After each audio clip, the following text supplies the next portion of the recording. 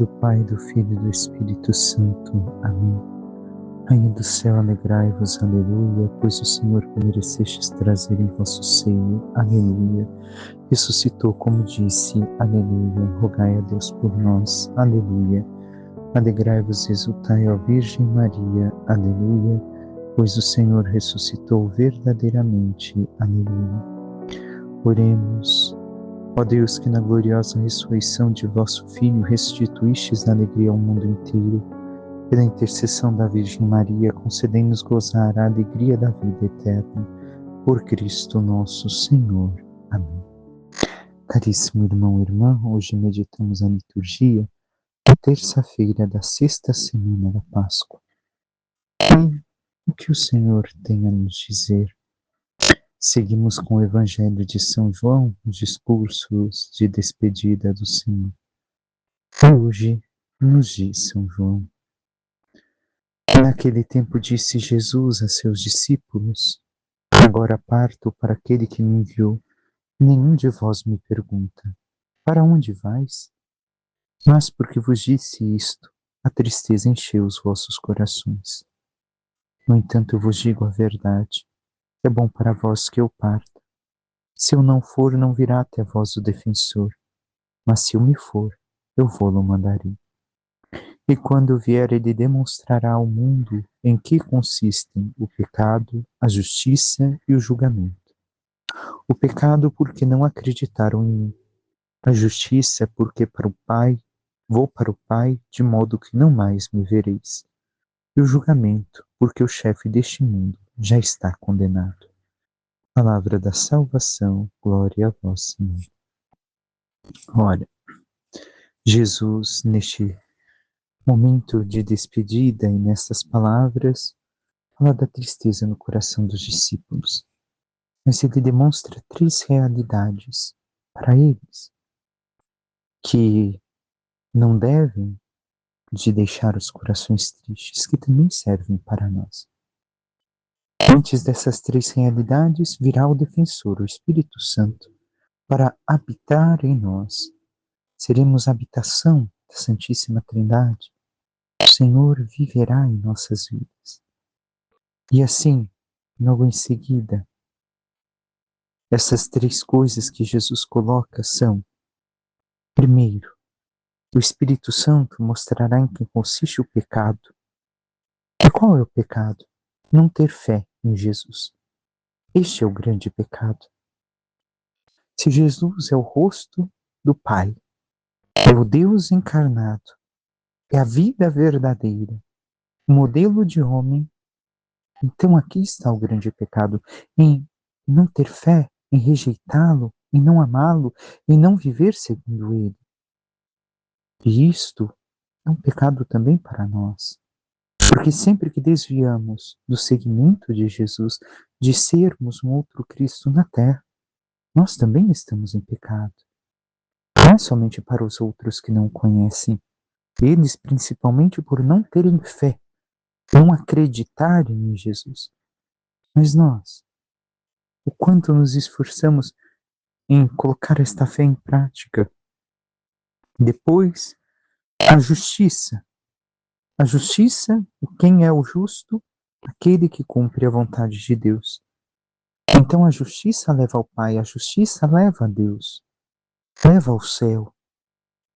E isto é uma vez mais para todos nós o realizar a vontade divina para chegarmos a este encontro com o Pai, vivermos esta total entrega a Deus. E por fim, o julgamento, que é o demônio já perdeu, já se condenou. O chefe deste mundo, aquele que dá a mentalidade a este mundo, distante de Deus, não o servirei. Recordemos, este é o grande pecado do demônio, não o servirei. Ele já foi condenado, e todos que o seguirem também o serão. Então estejamos sempre atentos ao Espírito Santo, a sua vida em nós, para vivermos aquilo que Cristo nos pede, nos ensina. Salmos 137, 38 nos diz: Ó Senhor, me estendeis o vosso braço e me ajudais. E esta é verdade.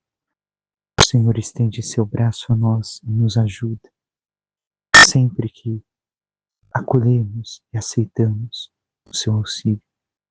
Por fim, Atos dos Apóstolos. Naqueles dias, a multidão dos filipenses levantou-se contra Paulo e Silas, e os magistrados, depois de lhes rasgarem as vestes, mandaram açoitar os dois com varas. Depois de açoitá-los bastante, lançaram-nos na prisão, ordenando ao carcereiro que os guardasse com toda a segurança. Ao receber essa ordem, o carcereiro levou-os para o fundo da prisão e prendeu os pés deles no tronco. À meia-noite, Paulo e Silas estavam rezando e cantando hinos a Deus. Os outros prisioneiros os escutavam.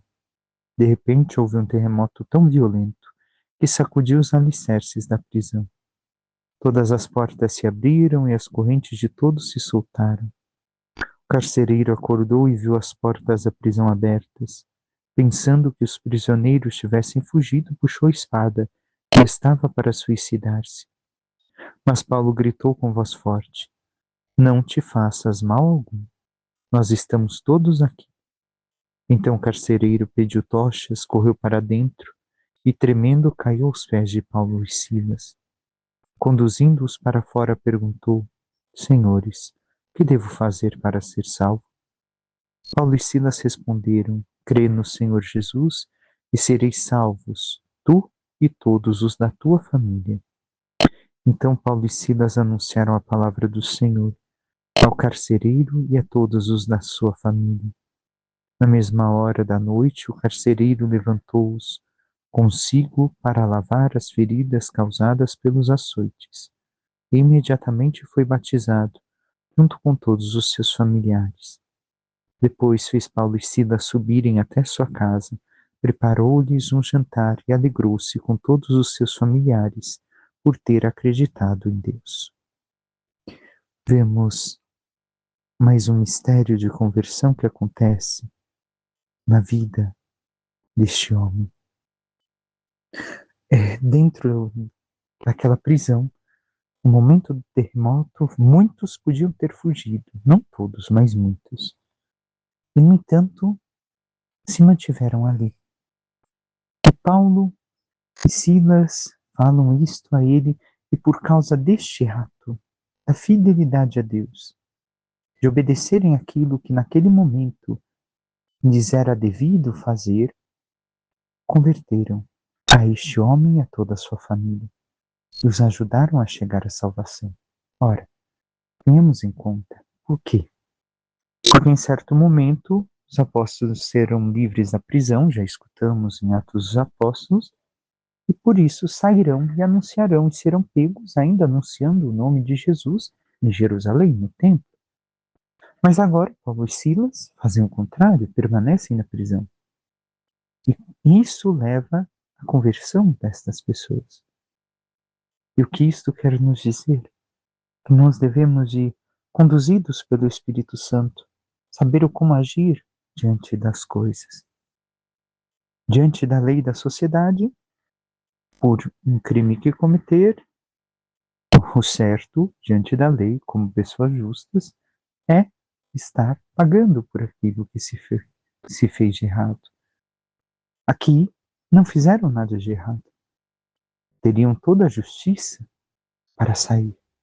Porém, o Senhor lhes colocou, lhes confiou que naquela situação ali permanecessem, para que o Senhor pudesse realizar a sua obra na vida de outros, mesmo que isso naquele momento lhes causasse um sofrimento. Mas vemos que depois este homem da prisão, o carcereiro, vai cuidar das feridas de Paulo e Silas, fisicamente, vai levá-los à sua casa, alimentá-los, e por fim, se converterão todos. Tenhamos em conta, permitamos que o Senhor sempre nos ilumine através de seu Espírito Santo para sabermos o como tomar decisões e ações em nossas vidas, em todos os momentos.